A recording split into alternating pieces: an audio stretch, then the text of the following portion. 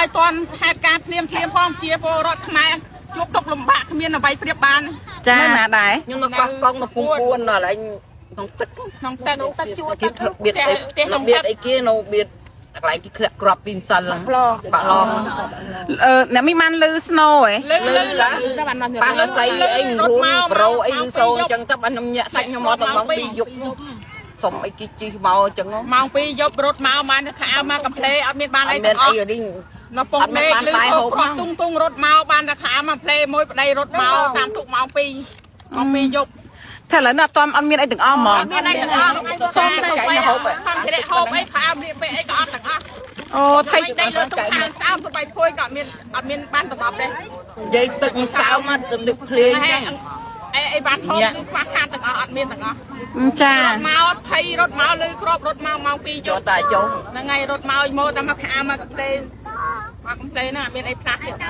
បេះដូងលូតចង់ខុសចង្វាក់ឲ្យបងលើកទី1លើកទី1ឯងខ្ញុំអាយុ40ជាងលើកទី1ទៅជួបហ្នឹង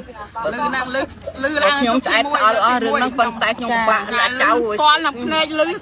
ទឹកតដៃតភ្នែកហ្មងឃើញហ្មងចាប្តីខ្ញុំវិញគាត់ដល់នេសាទម៉ាំងទៅធ្លាក់គ្រាប់ទៅបែកខ្ចាយអញ្ចឹងគាត់បេះដូងគាត់សឹងរត់ចេញកណ្ដោបើកទុកអត់ទុកបារម្ភមកជាប់មកដល់ផ្ទះនិយាយមកខ្ញុំនិយាយត្រូវ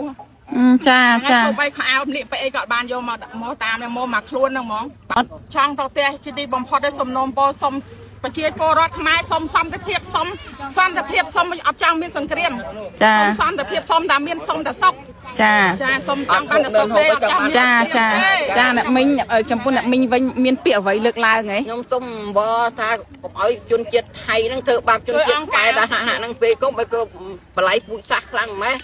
ខ្ញុំចង់ថាអញ្ចឹងខ្ញុំអត់ចាចេះនិយាយជួយទទួលស្គាល់ជួយដោះស្រាយឲ្យការហាក់លើជួយប្រជាជនផងចាដាច់បាយដាច់ទឹកអីអស់ហើយកូនចៅអត់មានសាំងទៅវិញអត់មានអីទៅវិញមកហើយឥឡូវអត់មានអីទៅវិញទៀតចាញ៉ាយប់មកហើយអត់មានលុយទៀតហ្នឹង